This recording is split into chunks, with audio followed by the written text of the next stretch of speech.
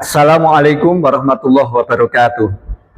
Yang terhormat Bapak Ibu dosen Dewan Penguji, perkenalkan nama saya Muhammad Ali Burhan. Saya seorang pengajar dari Madrasah Aliyah Nahdlatul Ulama Tengguli Bangsri Jepara, Jawa Tengah. Pada kesempatan kali ini saya juga berstatus sebagai mahasiswa pendidikan profesi guru atau PPG dalam jabatan di LPTK UIN Batu Sangkar dengan nomor induk mahasiswa 2560101100485.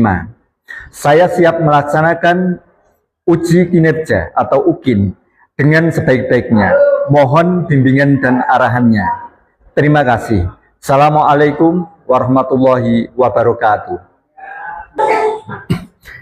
Assalamualaikum warahmatullahi wabarakatuh. Waalaikumsalam warahmatullahi wabarakatuh.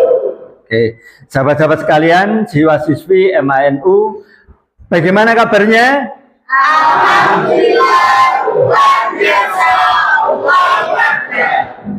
Oke, pada hari ini kita akan belajar bersama tentang Qawaidul Fiqhiyah.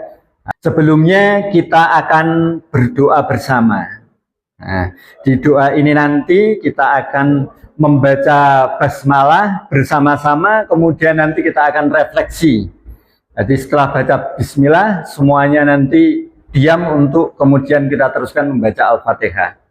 Oke, untuk kekhidmatan kita, pembelajaran ini kita mulai dengan bacaan basmalah bersama-sama. Mulai. Bismillahirrahmanirrahim. Oke, semua diam dulu. Atur nafas. Pelan-pelan kita akan membuka pembelajaran ini dengan bacaan suratul Fatihah. Surat Fatihah ini kita kirimkan kepada keluarga kita di rumah, agar keluarga yang di rumah bisa meridhoi pembelajaran kita hari ini dan juga aktivitas kita semua. Kita kirimkan juga untuk orang tua kita agar hatinya anteng dan berdoa untuk kita. Al-Fatihah ini juga kita kirimkan untuk semua dewan guru, guru-guru kita dan kawan-kawan kita agar semuanya ridho kepada kita dan kita bisa belajar dengan baik. Dan yang terakhir, Al-Fatihah ini kita kirimkan untuk diri kita masing-masing, untuk jiwa kita, untuk fikir kita, untuk akal kita, agar semua dari diri kita mampu menerima pembelajaran dengan baik dan benar. Al-Hadiniyah Al-Fatihah. Bismillahirrahmanirrahim. Alhamdulillah. Ar-Rahmanir-Rahim Maliki Yaumiddin. Iyyaka na'budu wa iyyaka nasta'in. Ihdinas siratal mustaqim, siratal ladzina an'amta 'alaihim ghairil maghdubi 'alaihim waladdallin. Ya, terima kasih. Sahabat-sahabat sekalian, ini sebelum kita mulai pembelajaran, saya akan coba untuk absen dulu. Nah, absen.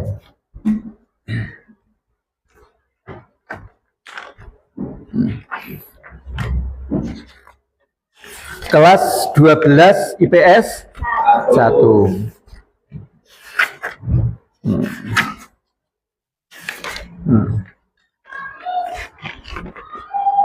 Yeah. Ini Ahmad Haryanto. Hadir. Ahmad Riko Saputra. Dina Vika Safitri. Diana Ramadhani. Esa Faril Dermaga. Firda Auliasari.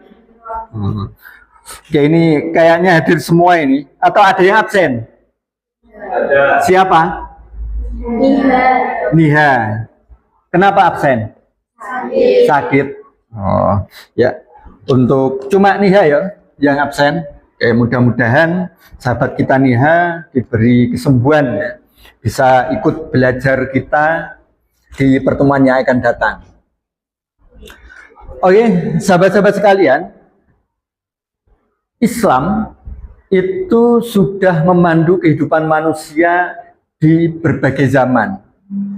Jadi produk hukum atau ragam produk hukum dari Islam ini ratusan, bahkan mungkin ribuan. Ada ketentuan-ketentuan yang itu diproduk oleh para ulama kita. Yang perlu kita ketahui, dari ribuan produk hukum itu ada benang merahnya, ada realnya. Jadi hukum tidak bisa ditentukan sesuai dengan pikiran dan keinginan ulama.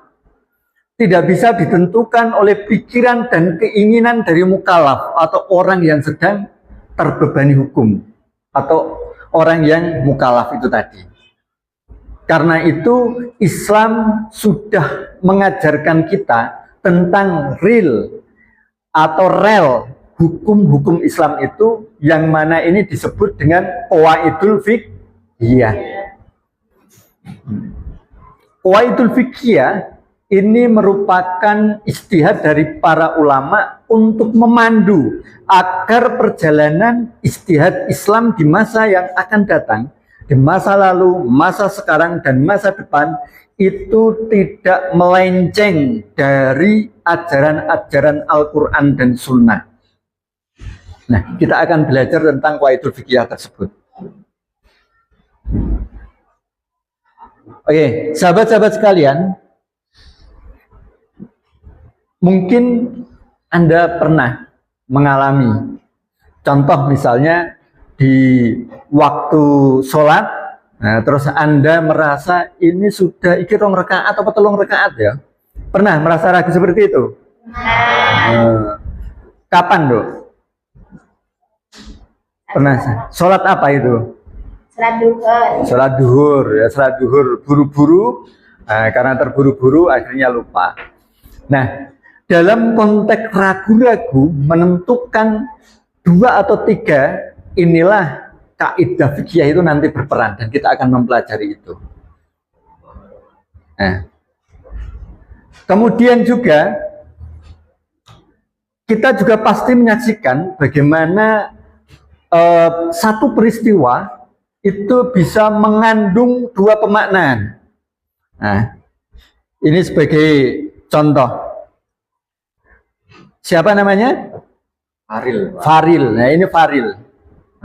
Faril ini memiliki kunci sepeda motor. Terus saya mengambilnya. Terus saya pergi. Nah, ketika saya mengambil ini tanpa permisi kepada Faril, apa yang kita pikirkan dari peristiwa ini? Maling. Terus yang kedua apa? Nyolong. Terus ada lagi pikiran Anda ketika saya tinggal ambil seperti ini? Tidak ada yang berpikir bahwa ini sudah rela sama rela karena Faril adalah sahabat saya. Nah, jadi peristiwa yang sama bisa menimbulkan banyak hukum. Jika ini dimaknai mencuri, berarti saya mengambil kuncinya Faril adalah haram. Tetapi jika saya mengambil ini karena Faril adalah saudara saya, sahabat saya, yang ia tahu ketika saya mengambil, saya pakai untuk beli bakso, maka ini disebut meminjam. Jadi di situ tidak ada kriminal, tidak ada hal yang haram terjadi. Nah, ini nanti setiap perbuatan ketika kita melihat di masyarakat juga akan bisa kita analisa. Itu bentuk hal yang haram atau halal. Ada kaedahnya. Jadi ada prinsipnya. Bukan sekedar peristiwa terus kita hakimi bersama-sama. Ya.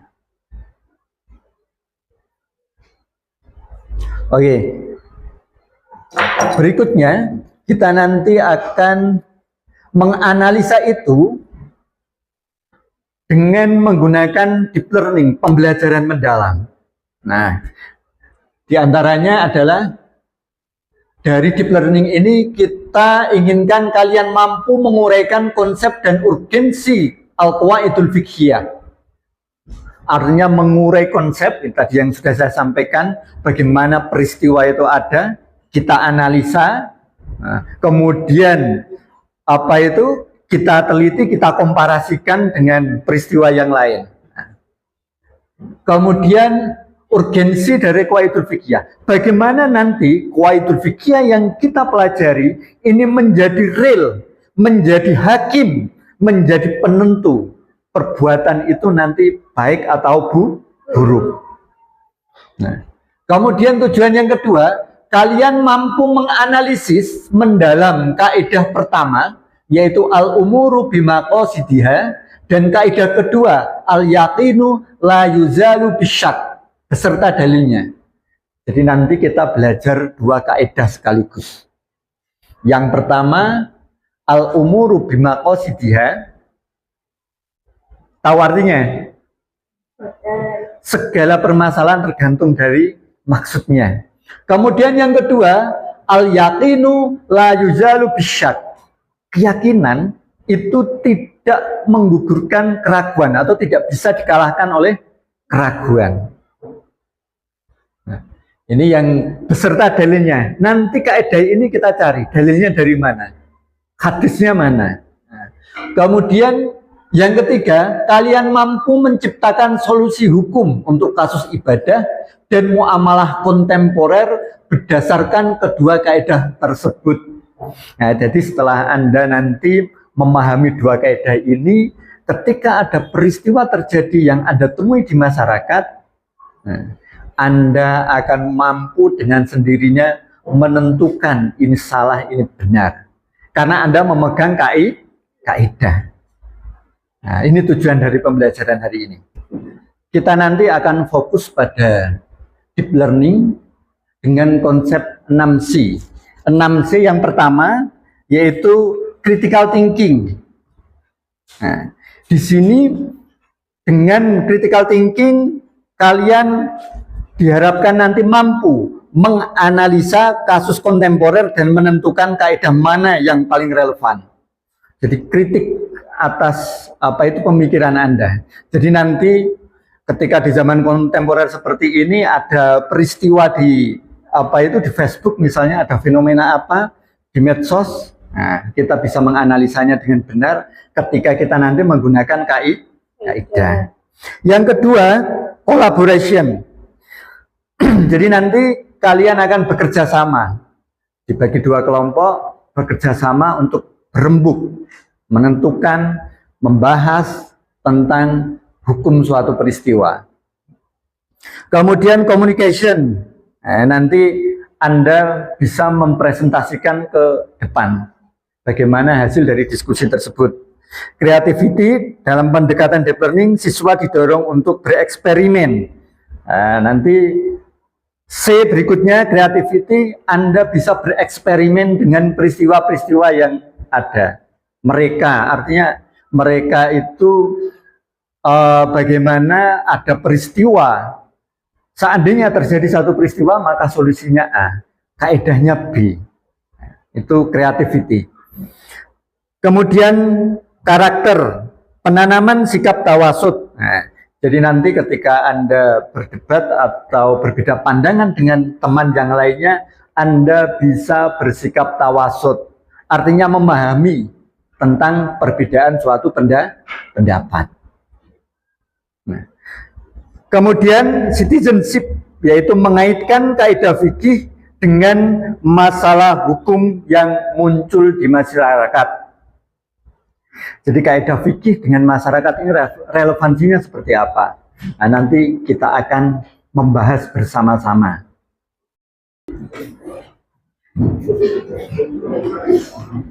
Sahabat-sahabat sekalian, untuk menyelesaikan dua kaidah ini supaya kita bisa bahas dengan lebih tuntas, maka kita akan membagi kelas ini menjadi dua kelompok. Kelompok pertama nanti membahas kaidah pertama tadi, al-umuru bimaqasidiha. Kemudian kelompok kedua akan membahas tentang kaidah kedua, yaitu al-yaqinu la yuzalu bisyak. Nah, sekarang bisa perempuan kelompok 1, kemudian laki-laki kelompok 2. Silakan. ngadeg kelompok di anu, Dik. Diputar ben kemandep mrene. Iki adep nang mburi.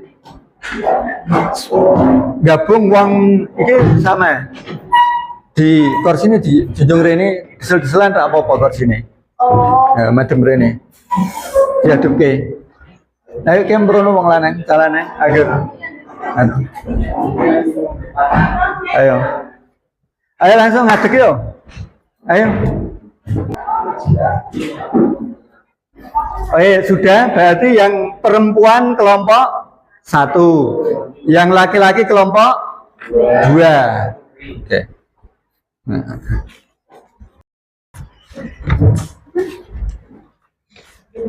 Oke guys, fokus. Kasus kita adalah kaidah 1, niat. Seorang influencer memberikan giveaway produk kosmetik halal. Niatnya sedekah, tapi dia juga berharap jumlah pengikut dan endorsement yang naik. Hukum giveaway ini gimana menurut fikih? Jelas banget ini mah, bisa jadi sedekah, bisa jadi pemberian dengan pamrih alias gak ikhlas. Sen, tapi kan dia tetap ngasih produk gratis, produk halal pula, niat sedekahnya kan ada. Niatnya ada, Van, tapi campur. Dia punya 2 niat sekaligus. 1 niat sedekah, 2 niat nambah followers dan naikin endorsement. Kayaknya kayak minum obat, tapi sambil berharap menang undian. Berarti pahalanya separuh ya, nggak bisa 100%. Misal dapat 50% pahala sedekah, 50% misalnya pahala marketing. Nah, betul banget. Padahal nggak bisa full. Harusnya selain giveaway yang campur-campur niat ini, dia juga harus rajin sedekah sembunyi-sembunyi biar komitmen keagamaannya tetap utuh sebagai bentuk sedekah yang ikhlas, yang pure. Jadi intinya semua nilai baik positif maupun negatif itu tergantung pada niatnya. Kalau niatnya murni lillahi ta'ala, ya pahala. Kalau niatnya ada udang di balik bakwan, ya pahalanya berkurang. Tunggu dulu, kalau begitu kita balik kasusnya. Besok kita patungan beliin bakso jumbo buat Pak Burhan. Itu kira-kira sedekah atau suap? Wah, pertanyaan menjebak. Kalau niatnya biar Pak Burhan senang dan kenyang, itu sedekah, bentuk takdim penghormatan kita ke guru. Enggak ah, itu jelas-jelas suap. Niatnya pasti mau nilai semester kita jadi A semua. Apalagi kita dibeliin bakso komplit pakai campur. Suap itu terjadi kalau ada kesepakatan bahwa setelah dikasih bakso, Pak Burhan wajib kasih nilai bagus. Kalau kita kasih murni sebagai hadiah dan berharap beliau bahagia, itu goiru mukalaf, bukan suap. Oke. Jangan sampai kita suap bakso malah jadi bumerang. Jadi solusi untuk semua perdebatan ini, baik kasus influencer maupun kasus bakso jumbo kita,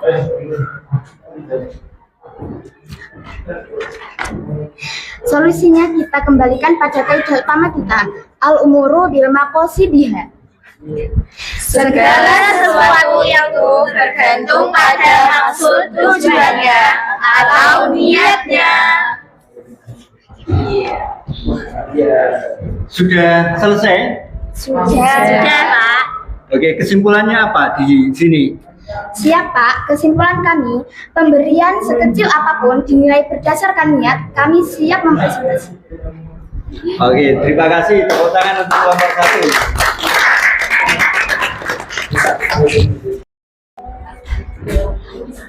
Oke, sahabat-sahabat sekalian. Nah, setelah ini kita akan mempresentasikan dari diskusi kalian. Jadi masing-masing kelompok nanti maju ke depan untuk menyampaikan kesimpulan dari diskusi kelompok kalian tadi. Oke, semuanya siap? Siap. Oke, alhamdulillah. Oke, yang pertama dari kelompok 1 dulu. Oke, silakan ke depan.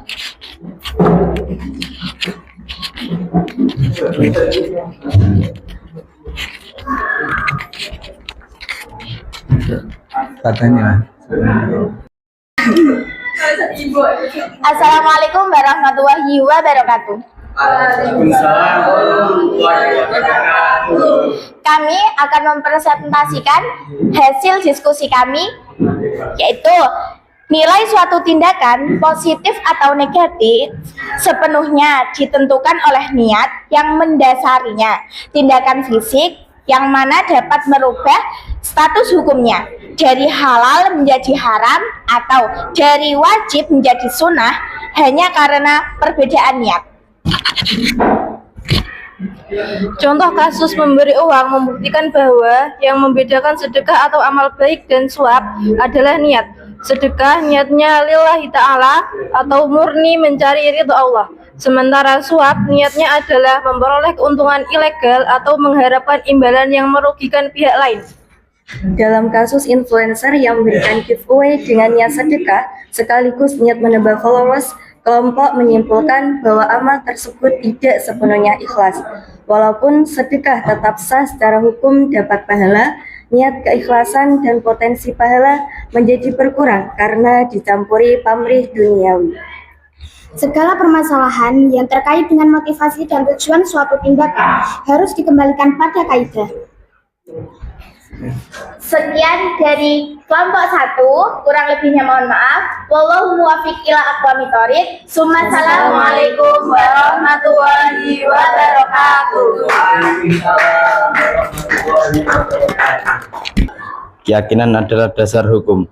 Dalam ibadah, seseorang harus selalu berpegang pada apa yang paling diyakini dan mengabaikan keraguan atau prasangka yang timbul belakangan. Keyakinan adalah dasar yang kuat atau yakin, sedangkan keraguan adalah dasar yang lemah atau syak. Solusi akhir apabila timbul keraguan dalam ibadah seperti wudhu atau sholat, seseorang harus menetapkan kembali keadaan semula yang pasti yakin, kemudian melanjutkan amalannya berdasarkan keyakinan tersebut dan dilanjutkan melakukan sujud sahwi jika keraguan itu terjadi dalam sholat.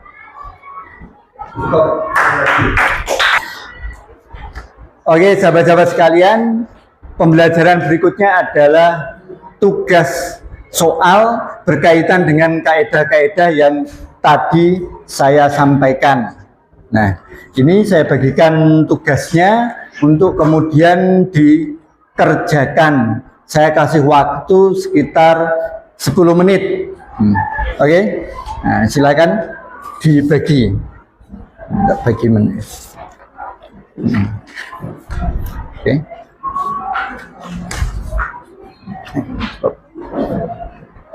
Ujung pertemuan kita kali ini, saya akan memberikan tugas yang pertama remedial untuk teman-teman yang dari penilaian tadi atau tes tertulis tadi kurang bagus. Nah, kemudian untuk yang sudah bagus, nanti saya beri tugas untuk mencari persoalan-persoalan atau kasus-kasus baru yang Anda temui di masyarakat untuk kemudian kita analisa pemakai kaidah-kaidah fikih yang kita pelajari. Nah, untuk kemudian pembelajaran 2 kaidah ini cukup, kemudian nanti di pembelajaran berikutnya kita akan melanjutkan kaidah-kaidah selanjutnya, tentu dengan kaidah-kaidah fikih yang sangat urgent juga. Nah, kita tutup dengan bacaan hamdalah pembelajaran pada kali ini, mulai Alhamdulillahirabbil alamin.